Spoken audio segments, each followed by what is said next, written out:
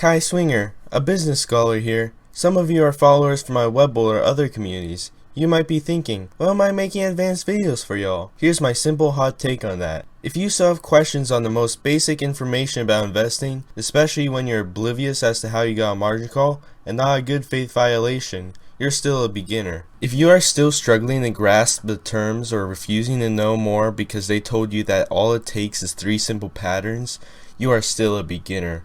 Being able to know only by getting in and out of an investment or trade is like throwing a seed on grass and hoping that it grows by itself to the moon. I believe that this foundation will help most investors or traders to keep an open mind. Even if you decide that all you're going to do is join someone's trading alerts, it might be wise to know what they're doing and why they're doing it, so that you don't get scammed. This industry requires knowing, because you're basing decisions on changing new information. Without the knowledge of other aspects affecting your investment or trade, maybe you're investing on something just because you think that they know what they're doing. That bank that trades against your interests knows what they're doing. That's precisely how they want you to trade. I'll be leaving timestamps below for this lecture. Make sure you have this video on full screen. Watch and learn. Why is fundamental analysis important? Let me break down the question, how to invest. When we ask, how can I invest, it has a lot of meanings. It's similar to life. Before you exit this video because you think this will be wishy-washy, let me finish. Life has a lot of aspects to it. When it comes to life, you similarly either put money or time on it. They are related in the sense that anything takes up time and most take up money. Just as there are a lot of aspects in life, there are almost infinite amounts of things you can invest in. I generally tie them both together so that I don't miss opportunities when I'm fixated on financial or business terms only. Let me tell you why. Assume that we divide this section. What's the relationship or importance? Humans get old. Some people accept it, some don't. Some people want to live longer. The desire to live longer created a demand. Most Americans have investable funds during their retirement ages. So what happened? We now have biotechnology companies investing in learning about aging. They want human biological immortality possible. Some people believe that climate change matters. These people believe that renewable energy is the future. So what happened? Companies created a way to solve the demand for that, because people were educated on these events. They upgraded their products so that people don't consume non-renewable energy. Next, we have humans being curious about the atmosphere. We developed a way to go beyond the layers of the atmosphere to space, so this led us towards space exploration. Lastly, we got trust issues. In all seriousness, this brought about our desire to make safety nets and security systems. What's interesting about security is there's a lot of definitions to that. Any type of power, physical or political. Then we have cybersecurity. This one's interesting. Governments all over the world are investing in people to create cybersecurity systems.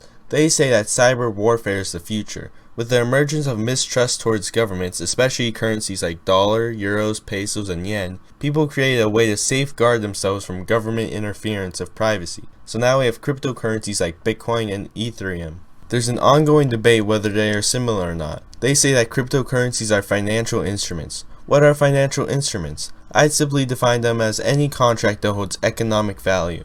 These could be stocks, bonds, options, ETFs, and insurance. I believe some real estate contracts fall in this category too.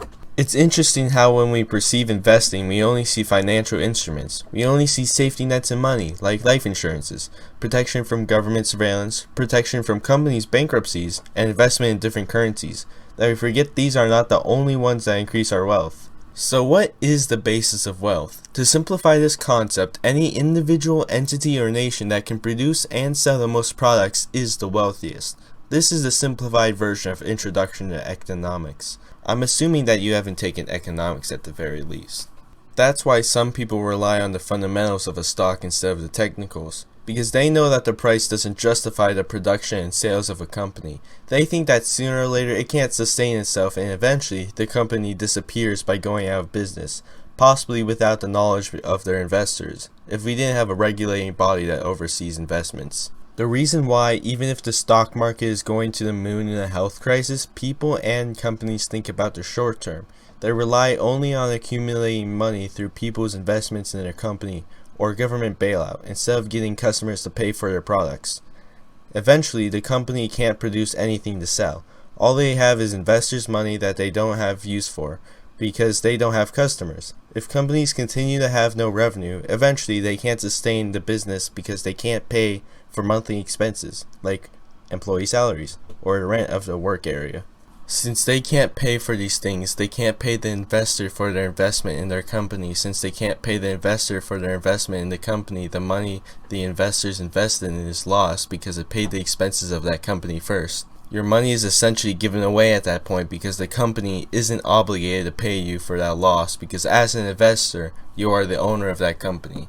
A horrifying variation of this was when some CEOs used your money and government bailouts for themselves because they knew that they can't sustain the company any longer. They partied with the free money and bought massive personal properties at a lower price during a recession back in 2008. The company was gone and the CEOs now splurged that investor money and bailout for themselves. Would you let that happen to you? As you know now, the price of the stock of a company isn't necessarily created by big institutions like banks that determine their value. They're created by the revenue a company can create. There's something lacking for people who are fixated in business or financial terms. We are removed from the ideas of organizations even if these are the reason why we created them. Somehow, sometimes you'll be seeing people from an investing forum telling you that the ethics and politics of a company don't matter as long as they are making money.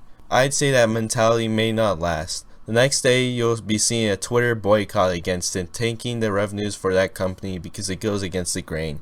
If the company is aligned with the society that supports them, it's less likely that their market will stop buying from them. Oftentimes, securities are tied to investing. If we solely focus on financial terms, we are missing out on outside investing opportunities beyond what's available in the financial industry. This is also why big institutions are ahead of you. They look at ideas on investing while balancing finance.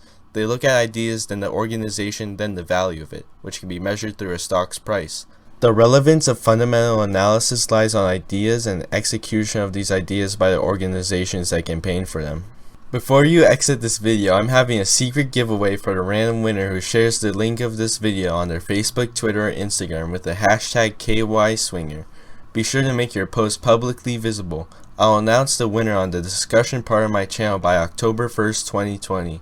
If you'd like to know more about investing or sequels to this video, subscribe to keep yourself updated. Thank you so much for watching. Be sure to hit that like button, pass it on to your org, and be a swinger.